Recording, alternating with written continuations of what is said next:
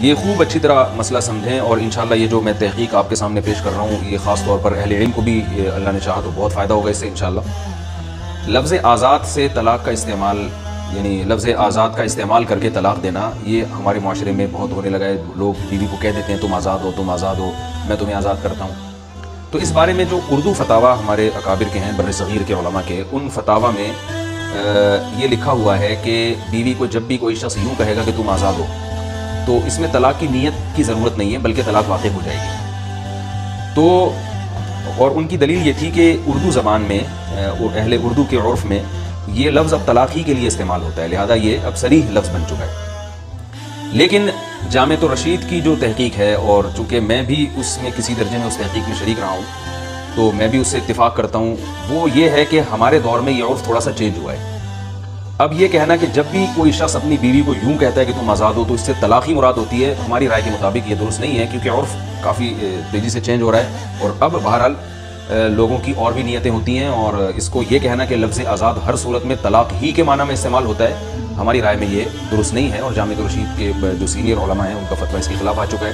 تو جامعۃ الرشید کی جو تحقیق ہے، اور جو یعنی میں بھی اس تحقیق سے متفق ہوں، اور بلکہ اس تحقیق میں شریک رہا ہوں، تو اس تحقیق کے مطابق لفظ آزاد سے کس صورت میں طلاق ہوگی، کس صورت میں نہیں ہوگی، اس کو خوب اچھی طرح سے سمجھیے آپ لوگ، کیونکہ یہ بہت زیادہ یہ لفظ استعمال ہو رہا ہے۔ لوگ، بعض علماء بھی بہت کنفیوز ہوتے ہیں کہ بعض دفعہ تو کیا کرتے ہیں کہ وہ الاطلاق طلاق کا فتویٰ دے دیتے ہیں، جس سے نہ شوہر کے حاشیے خیال میں طلاق ہوتی ہے، نہ بیوی کے تصور میں طلاق ہوتی ہے۔ کیونکہ میرے پاس ایسے کیسز آ چکے ہیں کہ شوہر نے ویسے ہی بیوی کو گپ شپ لگ رہی تھی، بیوی کو کہہ دیا تم آزاد ہو بھائی، تم آزاد ہو بھائی، میں نے کہا نا تم آزاد ہو، اور بیگم صاحبہ نے شریف پردہ کر لیا، اور وہ رونا دھونا گھر میں بچ گیا، اور وہ سمجھی کہ 3 طلاقیں ہو گئی ہیں، پھر اردو فتاویٰ اٹھا کے دکھا رہی ہیں وہ۔ تو یہ خوب سمجھ لیں کہ اس کن صورتوں میں لفظ آزاد سے طلاق ہوتی ہے، کن صورتوں میں نہیں ہوتی، اس کو خوب اچھی طرح سمجھیں۔ تو لفظ آزاد کا جو استعمال ہے، جب شوہر بیوی کو کے لیے لفظ آزاد کا لفظ استعمال کرتا ہے تو اس کی 3 صورتیں ہیں۔ پہلی صورت تو یہ ہے کہ کوئی ایسا قرینہ موجود ہو، قرینہ کا مطلب سیاق و سباق میں کوئی ایسی دلیل موجود ہو جس سے صاف پتہ چل رہا ہو کہ شوہر کی نیت طلاق کی ہے ہی نہیں، تو ایسی صورت میں 100 دفعہ بھی لفظ آزاد استعمال کر لے گا تو طلاق واقع نہیں ہوگی۔ جیسے میرے پاس جو کیس آیا تھا نا، شوہر نے بیوی کو 3 دفعہ کہہ دیا تم آزاد ہو، تو بیگم صاحبہ رونا دھونا اور پردہ، اور وہ بہت بڑے مسئول کے گھر میں ہنگامہ ہو گیا تھا۔ تو میں نے جب تفتیش میں گیا تو میں نے کہا یار یہ تو بڑی محبت سے رہ رہے ہیں، تو یہ کیوں شوہر بیٹھے بیٹھے بیوی کو طلاق دے گا؟ تو بہت گہرائی میں جانے کے بعد پتہ چلا کہ بات یہ چل رہی تھی، بیگم صاحبہ کہیں شاپنگ کے لیے جانا چاہتی تھیں، اور وہ کہہ رہی تھی کہ میں فلاں پیسوں سے شاپنگ کروں یا فلاں پیسوں سے شاپنگ کروں، یہ بات چل رہی تھی۔ اتنے میں شوہر نے غصے میں بھی نہیں کہا، ویسے ہی کہہ دیا تم آزاد ہو آزاد ہو۔ تو صاف پتہ چل رہا ہے کہ شوہر کی نیت یہ تھی کہ تم ان پیسوں کے معاملے میں آزاد ہو، کہ ان پیسوں سے کرو یا ان پیسوں سے کرو، تم آزاد ہو۔ لیکن عورت جو خاتون تھی وہ دینی مدرسے سے عالمہ بن چکی تھی، ان کا یہ دعویٰ تھا کہ لفظ آزاد کا جب استعمال کیا جاتا ہے تو اس میں شوہر کی نیت نہیں دیکھی جاتی۔ شوہر کی نیت تو اگرچہ یہی تھی کہ تم پیسوں کے معاملے میں آزاد ہو، لیکن اس میں شوہر کی نیت کا اعتبار نہیں ہوگا، کیونکہ پھر انہوں نے مولانا یوسف جہانگیر شہید رحمۃ اللہ علیہ کی کتاب ہے آپ کے مسائل کا حل، اس کا حوالہ دیا کہ جب بھی لفظ آزاد کا استعمال بیوی کے لیے ہوگا، بیوی کو مخاطب کر کے ہوگا، تو اس سے بہرحال طلاق واقع ہو جائے گی۔ جیسے کوئی صریح طلاق سے طلاق دیتا ہے نا بیوی کو کہ تمہیں طلاق ہے طلاق ہے طلاق، اور بعد میں کہتا ہے کہ میری نیت کچھ اور تھی، تو اس میں شوہر کا اعتبار نہیں ہے، تو لفظ آزاد میں بھی اعتبار نہیں ہے۔ تو میں نے ان کو سمجھایا، میں نے کہا ایسا نہیں ہے، یہ کیس اگر مولانا یوسف جہانی شہید رحمۃ اللہ کے پاس بھی آتا تو وہ بھی وہی فتویٰ دیتے جو میں دے رہا ہوں۔ یہاں واضح قرینہ موجود ہے کہ بیگم اور شوہر کے درمیان جو بات چل رہی ہے وہ شاپنگ کی بات چل رہی ہے، پیسوں کی بات چل رہی ہے، تو شوہر نے اسی معاملے میں کہا ہے کہ تم آزاد ہو۔ تو پہلی صورت یہ ہے کہ اگر کوئی ایسا قرینہ موجود ہے جس سے صاف پتہ چل رہا ہے کہ شوہر کی نیت طلاق کی نہیں ہے، یعنی سیاق و سباق میں کلام سے ماحول سے ایسا پتہ چل رہا ہے، جیسے شوہر بیوی سے کہہ دیتا ہے کہ ٹھیک ہے تم آزاد ہو، جو چاہے کھاؤ، بیگم صاحبہ کہہ رہی ہے میں آج بینگن پکاؤں یا توری پکاؤں، شوہر کہتا ہے تم آزاد ہو بھائی یا تم آزاد ہو، تو ایسے میں غصے میں کہے، ہنستے میں کہے، جس کنڈیشن میں بھی کہے گا، اس سے طلاق واقع نہیں ہوگی، کیونکہ یہاں واضح قرینہ موجود ہے کہ شوہر کی نیت طلاق دینے کی نہیں ہے۔ تو یہ پہلی صورت ہوئی ہے۔ دوسری صورت یہ ہے کہ شوہر کے کلام میں ہی قرینہ موجود ہے، یعنی شوہر جو بول رہا ہے نا اس میں ہی قرینہ موجود ہے، اس کے جملے میں، اس کے سینٹنس میں، کہ اس کی نیت طلاق کی ہے۔ جیسے شوہر یوں کہتا ہے کہ تم میرے نکاح سے آزاد ہو، یا تم میرے بیوی ہونے سے اب آزاد ہو، یا آج سے تم آزاد ہو، یہ بھی لفظ اردو میں جو ہے نا طلاقی کے معنی میں استعمال ہوتا ہے۔ تو یا تم مجھ سے آزاد ہو، یعنی میری ذات سے تم آزاد ہو رہی ہو، تو ظاہر ہے شوہر کی ذات سے آزاد جب ہوگی عورت تو اس سے مراد نکاح ہی ہوتا ہے، کیونکہ عورت تو شوہر کی غلام تو نہیں ہوتی۔ تو یعنی کوئی قرینہ سے نہیں پتہ چل رہا کہ اس کی نیت طلاق کی نہیں ہے، کوئی قرینہ موجود نہیں ہے، بیٹھے بیٹھے کوئی کہہ رہا ہے. اگر قرینہ ہے پھر تو ایک الگ بات ہے نا، لیکن قرینہ نہیں ہے. بیٹھے بیٹھے شوہر بیوی سے کہتا ہے کہ تم میرے نکاح سے آزاد ہو، یا تم مجھ سے آزاد ہو، یا آج سے میں تمہیں آزاد کرتا ہوں. تو اس طرح کے الفاظ، بلکہ آج سے میں تمہیں آزاد کرتا ہوں، یہ میں آگے اس کی تفصیل بتاؤں گا. صرف اتنا لفظ کہتا ہے کہ تم میرے نکاح سے آزاد ہو، یا تم مجھ سے آزاد ہو، یا ہم دونوں اب سے ایک دوسرے سے آزاد ہیں. یہ 3 قسم کے جملے یاد رکھیں. میرے نکاح سے تم آزاد ہو، یا تم مجھ سے یعنی میری ذات سے اب تم بالکل الگ ہو، آزاد ہو، یا ہم دونوں ایک دوسرے سے اب بالکل آزاد ہیں.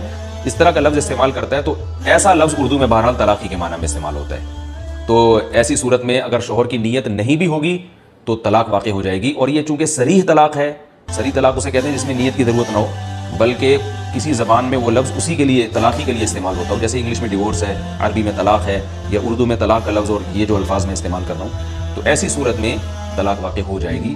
ایک طلاق ہوگی رجعی، اگر ایک دی ہے شوہر کو رجوع کا حق ہوگا، اور اگر 3 طلاقیں دی ہیں تو تینوں واقع ہو جائیں گی. یہ دوسری صورت ہوئی ہے.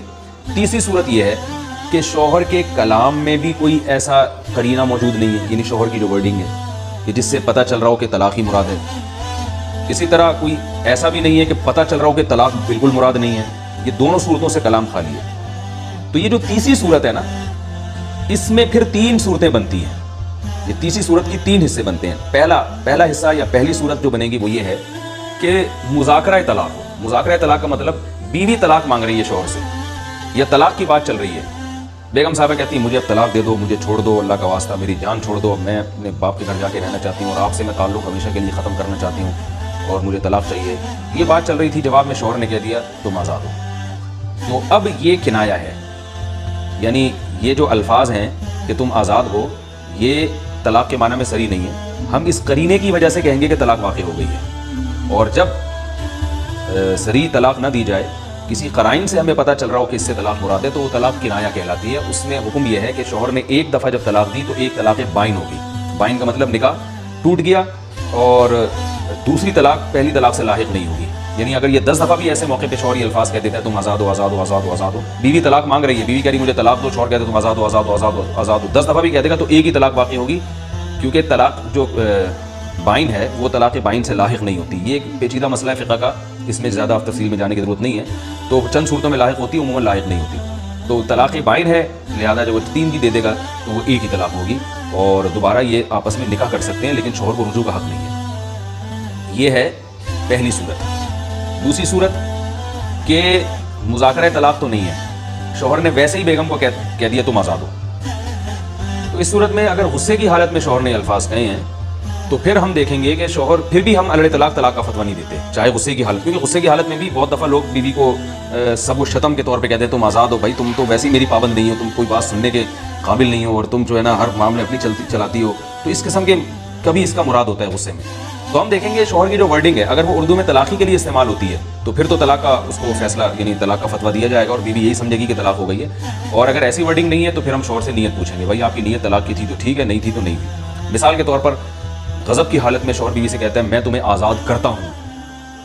تو اردو زبان میں غصے کی حالت میں جب بیوی کو بلا وجہ کوئی یعنی ایسا بھی نہیں ہے کہ کوئی اور کلام چل رہا ہو جو جس سے پتہ چلتا ہو کہ اس کی طلاق کی نیت نہیں ہے، وہ ویسے ہی بیٹھے بیٹھے جب غضبناک حالت میں لڑائی ہو رہی ہے اور شوہر بیوی کہتے ہیں جاؤ میں تمہیں آزاد کرتا ہوں، تو کرتا ہوں کہ جو الفاظ ہیں یہ ہماری رائے میں یہ طلاقی کے لیے استعمال ہوں گے. لہذا بیوی یہی سمجھے گی کہ ایک طلاق بائن واقع ہو چکی ہے، کیونکہ کنایہ ہے اس سے طلاق بائن واقع ہوتی ہے، اور بائن سے نکاح ختم ہو جائے گا.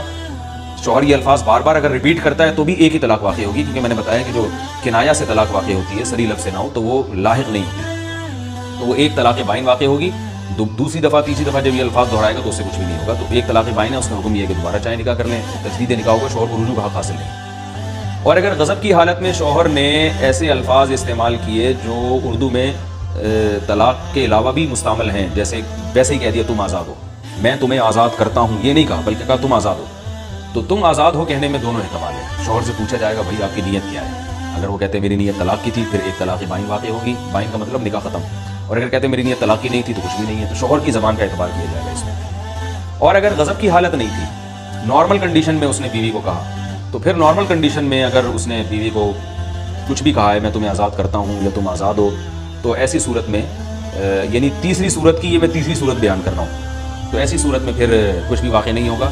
जब तक शौहर ये दावा ना करे कि मेरी नीयत तलाक की थी। अगर शौहर की नीयत तलाक की होगी तो ठीक है, नीयत तलाक की नहीं है तो कुछ भी वाक़ई नहीं होगा। तो ये हाँ, अगर शौहर कहते हैं मेरी नीयत तलाक की थी तो भी एक तलाक बाइन होगी।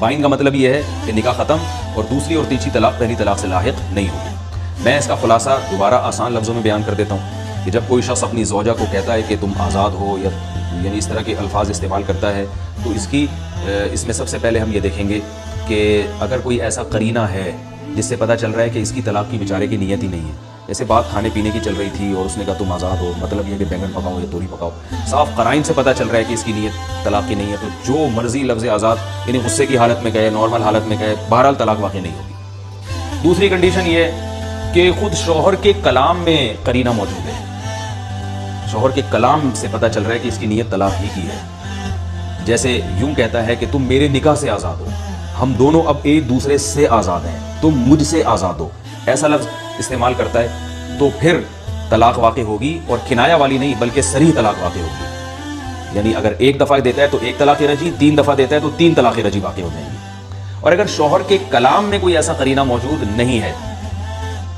तो फिर तीसरी सूरत क्या है कि फिर ये तलाक़ किनाया है। यानी ये तलाक़ किनाया नहीं, हम यूँ कहेंगे ये किनाया के अल्फाज हैं, यानी गोल मोल लफ्ज़ों से तलाक दे रहा है, गोल मोल लफ्ज़ों से तलाक के हकामात इस पे जारी होंगे। लिहाजा फिर हम 3 सूरतों में से एक सूरत, यानी अगर पहली 2 सूरतें नहीं है तो फिर आपने तीसरे स्टेप पे आना है।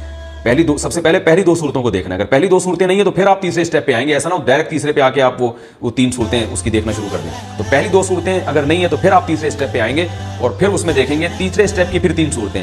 पहली सूरत ये है कि हम देखेंगे कि अगर बात तलाक की चल रही थी, मुज़ाकरा तलाक का, यानी बीवी तलाक मांग रही थी, जवाब में शौहर ने कहा कि तुम आज़ाद हो, तो भी हम तलाक का फतवा देंगे और औरत पर लाजिम हो जाएगा कि वो शौहर से अलग इख्तियार कर ले, लेकिन ये तलाक एक होगी और बाइन होगी, चाहे शौहर 10 दफ़ा इस अल्फाज को दोहराए। और अगर कोई ऐसी तलाक की बात नहीं चल रही थी तो फिर हम देखेंगे कि गुस्से में दी है या नॉर्मल कंडीशन में दी है। अगर गुस्से में दी है तो फिर हम शौहर की वर्डिंग को देखेंगे कि ऐसी वर्डिंग इस्तेमाल की है जो उर्दू में तलाक़ी के माना में इस्तेमाल होती है। जैसे यूँ कहते हैं मैं तुम्हें आज़ाद करता हूँ, तो ये करता हूँ के अल्फाज से लग रहा है कि ये छोड़ना चाहता है, तो इससे पता चलता है कि तो फिर हम उसमें यानी बीवी को हुक्म ये दिया जाएगा कि उसे अलग इख्तियार कर ले और तलाक़ बाइन वाक़ई हो गई है। एक तलाक है, बाइन है, 10 दफ़ा भी अल्फाज दोहराएगा एक ही होगी, लेकिन निकाह टूट जाएगा। और अगर करता हूँ वगैरह जैसे अल्फाज इस्तेमाल नहीं करता बल्कि नॉर्मल कहता है कि तुम आज़ाद हो, तो फिर हम शौहर से नीयत पूछेंगे। अगर नीयत होगी तो एक तलाक़ बाइन वाक़ई होगी, नीयत नहीं है तो तलाक़ वाक़ई नहीं होगी। और अगर गुस्से में नहीं कहे, नॉर्मल कंडीशन में उसने अल्फाज कहे हैं, तो फिर बहरहाल शौहर से उसकी नीयत पूछी जाएगी। तो अब खातून का मसला यूँ हल हो गया। अब इन्होंने जब मुझसे पूछा है फ़ायज़ा साहिबा ने कनाडा से कि बीवी को शौहर ने कहा मैं तुम्हें आज़ाद करता हूँ, तो इसका जवाब ये है कि अगर बात चल रही थी तलाक की, आपने अपने शौहर से मुतालबा किया या किसी खातून ने अपने शौहर से मुतालबा किया कि मुझे तलाक दे दो, शौहर ने जवाब में कहा मैं तुम्हें आज़ाद करता हूँ, तो इससे एक तलाक़ बाइन वाक़ई हो गई है और निकाह दोनों का ख़त्म हो गया है। चाहे शौहर ने 10 दफ़ा ये अल्फाज कहे हो, लेकिन तलाक एक ही वाक़ई हुई है, मगर दोबारा निकाह करना पड़ेगा। और अगर औरत कहीं और निकाह करना चाहती है तो इद्दत के बाद कहीं और भी निकाह कर सकती है। और अगर तलाक की बात ही नहीं चल रही थी, कोई कलाम ऐसा नहीं था, बीवी कोई तलाक का मुतालबा नहीं कर रही थी, वैसे ही शौहर ने बैठे बैठे कह दिया मैं तुम्हें आज़ाद करता हूँ, तो बल्कि इससे पहले ये भी देखेंगे कि कोई और बात चल रही थी, जैसे यानी बीवी कह रही है कि आप मुझे इस मामले में आज़ाद कर दें कि मैं जब चाहूँ अपने मैके चली जाया करूँ, या मैं आपके पैसे जहाँ चाहे इस्तेमाल करूँ। तो शौहर ने जवाब में कहा ठीक है मैं तुम्हें आज़ाद करता हूँ, तो भी तलाक बहरहाल वाक़ई नहीं होगी, क्योंकि साफ करीना मौजूद है कि इसकी मुराद तलाक नहीं। अगर ये दोनों कंडीशन ना हो, नॉर्मली वैसे ही बैठे बैठे शौहर ने कह दिया कि मैं तुम्हें आज़ाद करता हूँ, फिर हम देखेंगे भाई अगर उसने गुस्से में कहा है तो गुस्से में ये अल्फाज बहरहाल तलाक़ी के माने में इस्तेमाल होते हैं। तो ऐसी सूरत में बीवी को एक तलाक़ बाइन वाक़ई हो जाएगी, तलाक एक होगी मगर बाइन होगी, निकाह ख़त्म। चाहे 10 दफ़ा ये अल्फाज शौहर ने इस्तेमाल किए हों, दोबारा निकाह हो सकता है। औरत चाहे तो इद्दत के बाद कहीं और भी निकाह कर सकती है। और अगर गुस्से में नहीं किए, वैसे ही बेगम को कह दिया मैं तुम्हें आज़ाद करता हूँ, तो फिर हम उसमें शौहर की नीयत पूछेंगे। अगर शौहर कह दे कि मेरी नीयत तलाक की थी तो एक तलाक़ बाइन है, और अगर शौहर कह दे मेरी नीयत तलाक की नहीं थी तो फिर कुछ भी नहीं।